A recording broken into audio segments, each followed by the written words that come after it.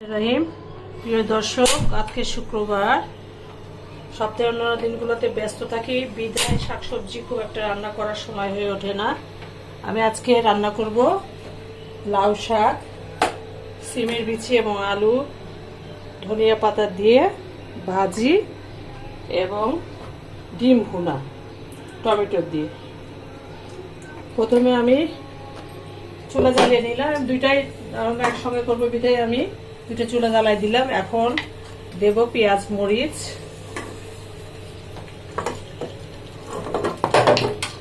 দিচ্ছি রসুন, কেটে রাখা রসুন, সাথে পেঁয়াজ,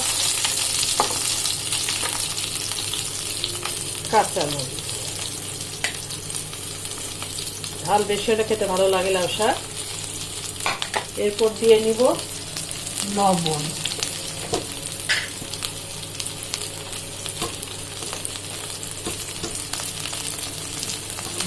লবণ। দর্শক, আমি ওটা ভাজা হইতে থাক। এক পাশে আমি একটা চুলা জ্বালিয়ে দিলাম, সেখানে প্রথমে সরিষার তেল দিয়েছি, ওখানে আমি ডিম ভুনা করবো। পেঁয়াজ ভেজে টমেটো দিই। প্রথমে পেঁয়াজগুলো ভেজে নিচ্ছি।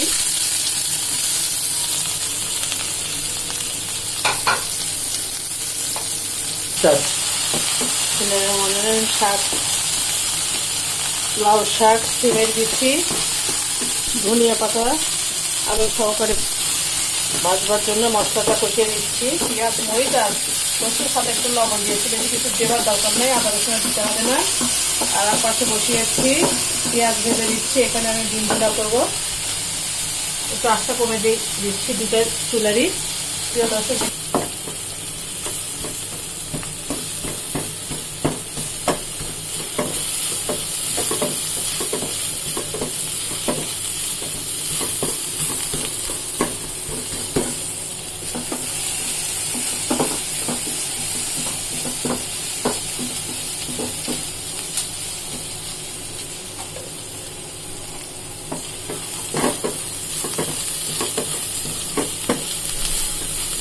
এখন আমি মিশিয়ে দিচ্ছি লাউ শাক, ধনিয়া পাতা,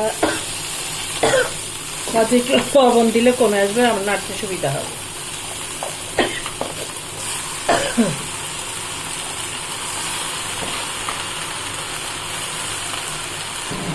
ভেজে রাখা আলু ছোট ছোট কেটেছিলাম, আর আছে সিমের বিচি। দর্শক, এটা একটু সামান্য একটু নাড়বো।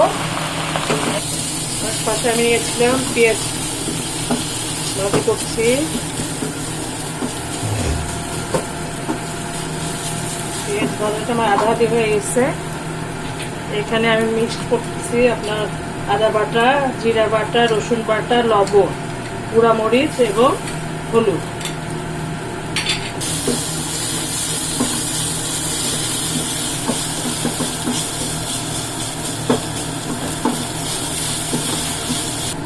হ্যাঁ, ডিমটা আমি আগে ভেজে রেখেছিলাম। এর সাথে যোগ করবো একটু পানি, গরম পানি। এর উপর ছড়িয়ে দিব কেটে রাখা টমেটো।